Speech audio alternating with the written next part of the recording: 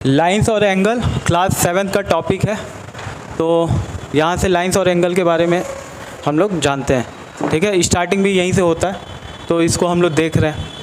तो सबसे पहले लाइंस दे रखा है, तो लाइंस समझते हैं कि लाइन क्या होता है, ठीक है। तो मान लो कि कोई भी स्ट्रेट चीज़ें हैं, ठीक है, चल रही है सीधे, ठीक है। अब इसी को हम लोग लाइन कहेंगे, लेकिन कंडीशन क्या है, कब लाइन कहेंगे?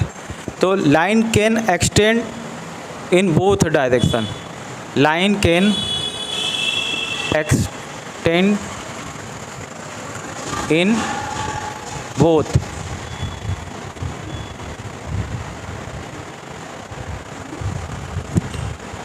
डायरेक्शन। कहने का मतलब लाइन को दोनों डायरेक्शन में क्या कर सकते हैं? एक्सटेंड मतलब फैला सकते हैं। और कहाँ तक? इनफाइनाइट तक, अनंत तक इसको फैला सकते हैं। तो जो भी चीज़ें ऐसी हो कि जो दोनों साइड फैलती हों, तो उसी को क्या बोलते हैं? लाइन बोलते हैं। अब इस लाइन का हम लोग नाम दे देते हैं। अब जैसे ट्रेन की पटरी है, रेलवे, तो उसको हम लोग क्या बोलते हैं? रेलवे लाइन है। यानी रेलवे लाइन क्यों बोलते हैं? क्योंकि वो लाइन हमको दूर तक कहीं पे कटा फटा नहीं दिखाई देता, वो जाता रहता है। तो हम लोग वो उसको क्या बोल देते हैं? लाइन, ठीक है। अब ये कहते हैं कि ये समस्तीपुर वाली लाइन है, या ये बनारस का लाइन है, या ये मुंबई का लाइन है, समझ गए? ट्रेन पटरी।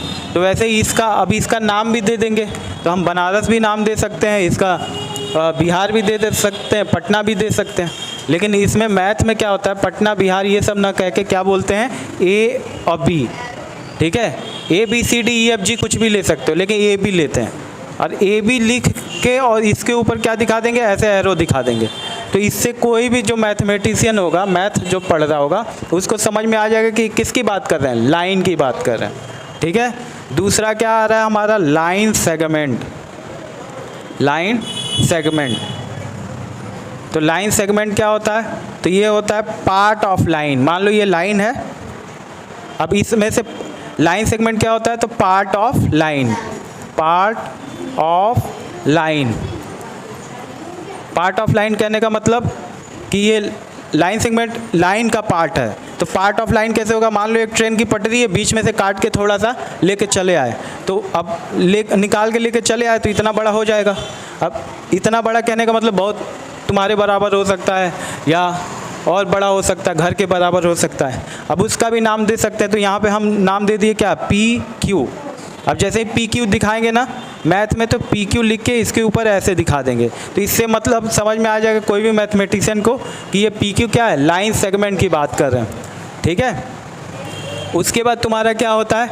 रे। तो रे क्या होता है?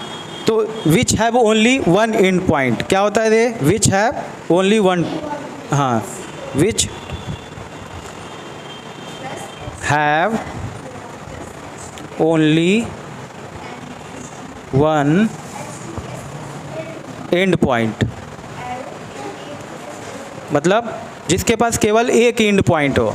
और it can extend in one direction, only one end point, और दूसरे डायरेक्शन में वो क्या करे? एक्सटेंड कर दे। तो मान लो यहाँ पे एंड पॉइंट है, अब इसके आगे ये कहीं नहीं बढ़ेगा, लेकिन एक डायरेक्शन में ये बढ़ सकता है। तो एक डायरेक्शन में बढ़ सकता है, जो भी ऐसा हो, इसको हम लोग क्या बोलते हैं? रे। अभी रे का नाम दे सकते हैं C और D। अब जैसे ही यहाँ CD लिखेंगे और ऊपर हम ऐसे दिखा देंगे, तो इसका मतलब क्या हो जाएगा? रे की बात हो रही है। अब तुम्हारा क्या है? एंगल। तो एंगल क्या होता है? तो when two ray meet at one end point, जब दो रे एक एंड पॉइंट पे मिलती हैं तो वो क्या बनाती हैं? एंगल बनाता है, ठीक है। दो एंड पॉइंट, अब इसका नाम दे सकते हो PS, और यहाँ नाम दे दो O, और इसका P। तो ये जो SO है ये वन रे है, और PO है वन रे है। लेकिन इसको क्या बोलते हैं? आर्म बोलते हैं। आर्म, आर्म मतलब बाह, हाथ। किसका हाथ? तो एंगल का। और ये भी आर्म है। तो जब दो आर्म रहते हैं तो इसको क्या बोलते हैं? आर्म्स। ARMS, आर्म्स मतलब भुजा, बाह, ठीक है। और ये क्या है? एंड पॉइंट है। और जो ये एंड पॉइंट होता है इसको क्या बोलते हैं? वर्टेक्स। वर्टेक्स हिंदी में क्या बोलते हैं? सिर।